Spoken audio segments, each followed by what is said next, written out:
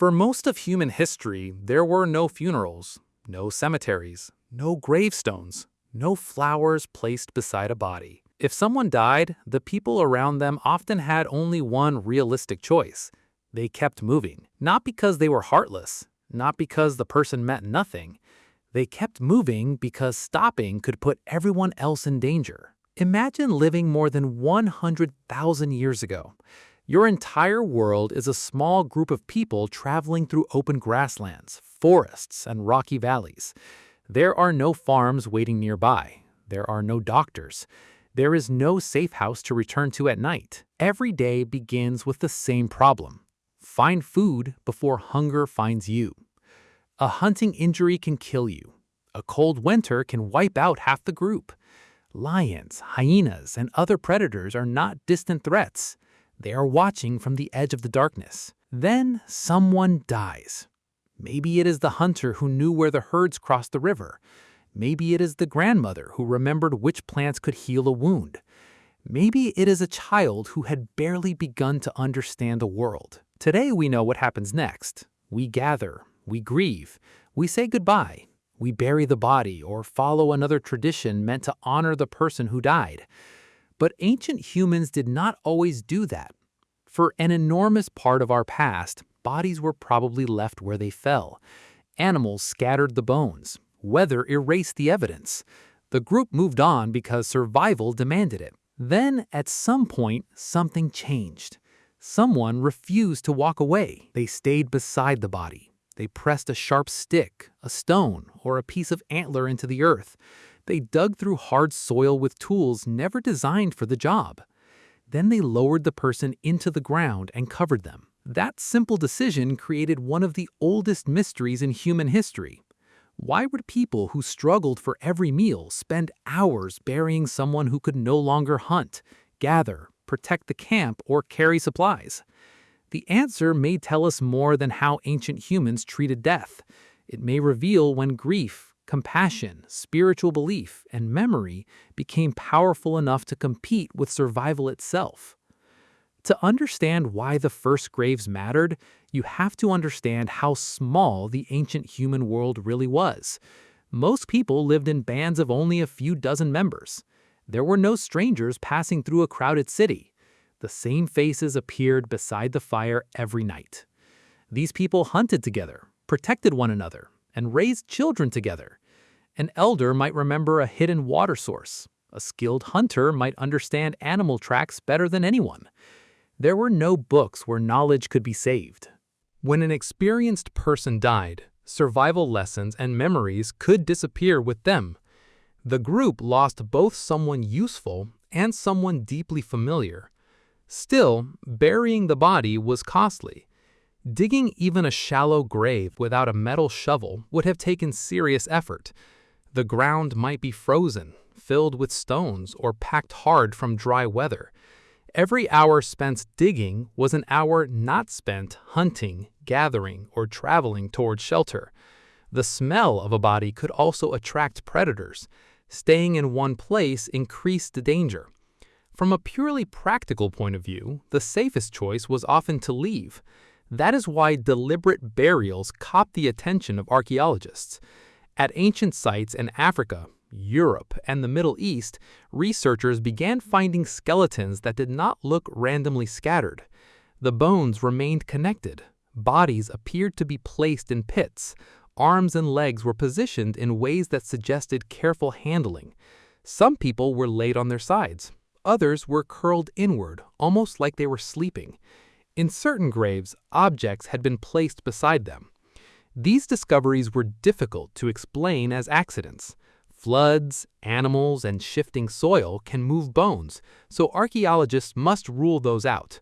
But some graves showed clear signs of intention. Someone had prepared a space. Someone had placed the body inside it. Someone had covered it. And once intention enters the story, the mystery becomes personal. The simplest explanation is love.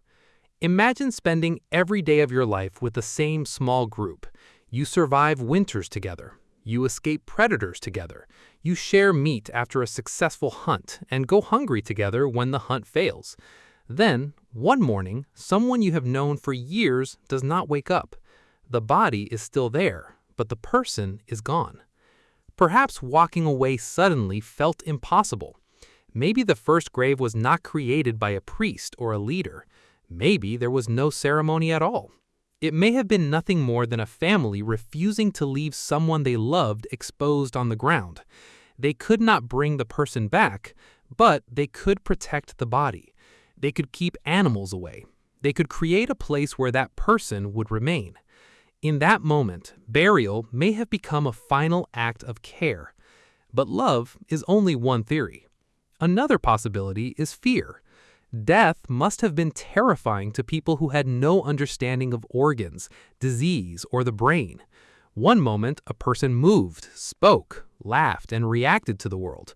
The next moment, the body looked almost the same, but did nothing. Where had the person gone? Why did the body remain? Could the person return?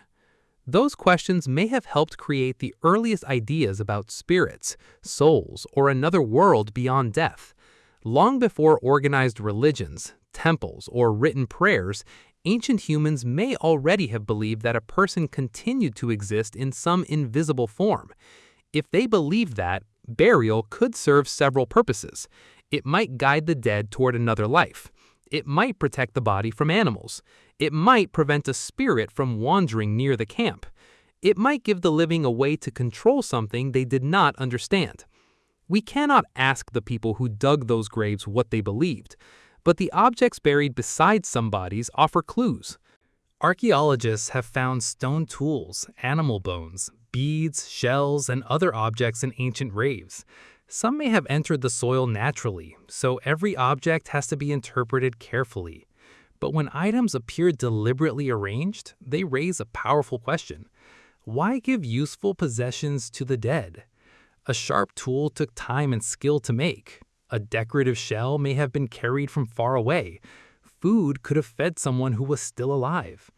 Burying those things removed them from the group forever, unless the people believed the dead would need them. Maybe a hunter was buried with a tool because another hunt was believed to wait beyond death, or the objects may have been sacrifices by the living, proof that the person was worth giving something up for. Then there is the mystery of red ochre.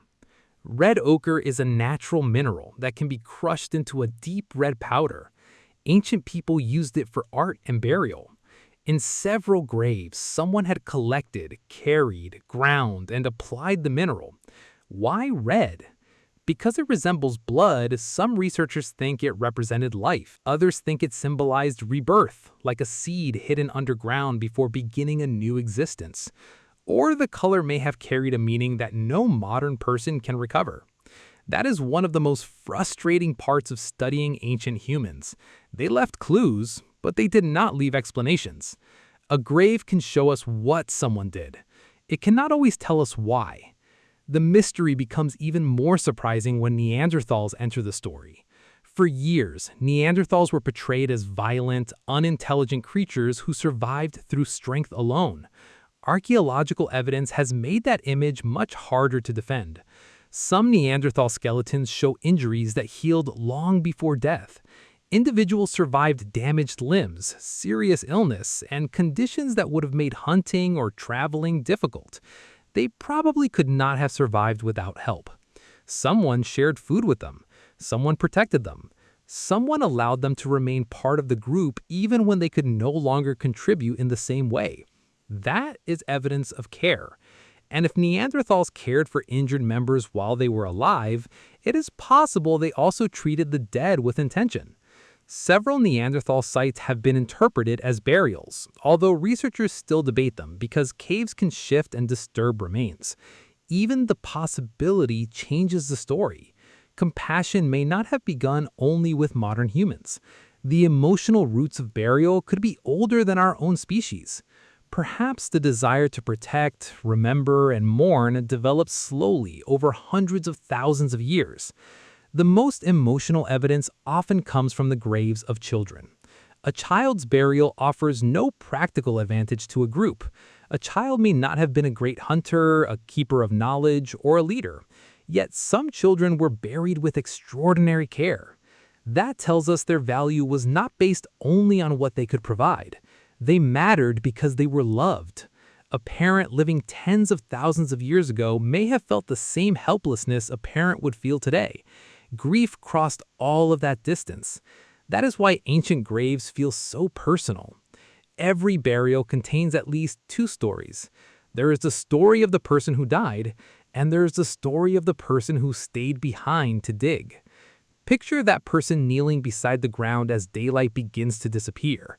Their hands are cut. The soil is stubborn. The group needs to move before predators become active. Still, they continue.